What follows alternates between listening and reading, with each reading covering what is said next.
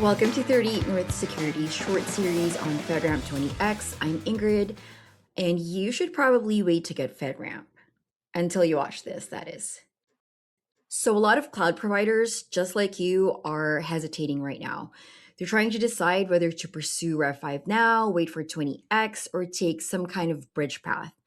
That decision depends heavily on where you are today.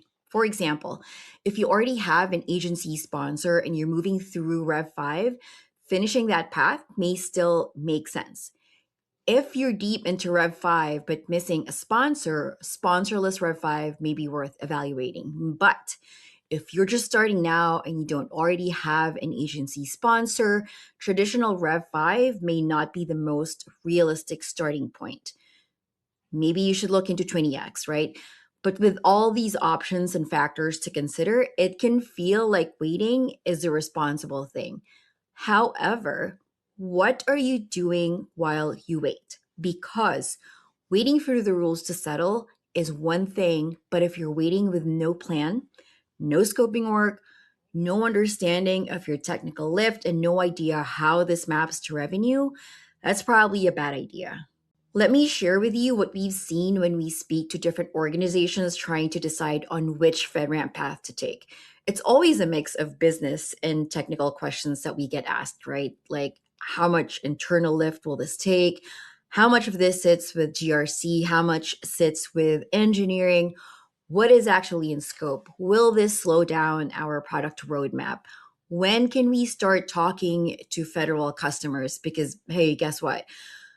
You don't have to be fully finished with the FedRAMP process before you start speaking to potential buyers. And most importantly, will this help us unlock revenue or are we about to overinvest? And your team is likely trying to answer these same questions internally, which makes sense.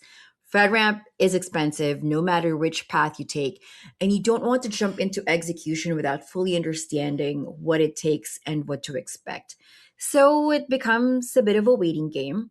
And what makes it worse is that the final rules haven't even come out yet. It is mid May 2026. FedRAMP has only recently released a public preview of the consolidated rules. So, should you wait for the final rules to come out? The answer is no. And I'm not saying to jump straight into committing, right? Because there's actually a lot of work to be done before that part. And that means understanding what path is realistic based on sponsor status and market strategy, what parts of your system are likely in scope, where your current processes are too manual, where engineering will need to be involved, how much engineering will need to be involved, and what the cost, timing, and revenue trade offs look like. The point is not to start FedRAMP before you're ready. It is to avoid confusing waiting with doing nothing.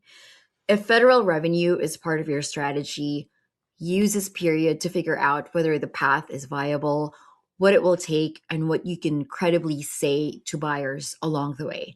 And that way, when the path is clearer, you're not starting from scratch. So, should you wait to get FedRAMP? Maybe, but wait with a plan because watching the rules change and waiting for it to settle is definitely not the same as preparing your business. For more plain English breakdowns of FedRAMP 20X, follow the series or explore our longer discussions if you want to go deeper.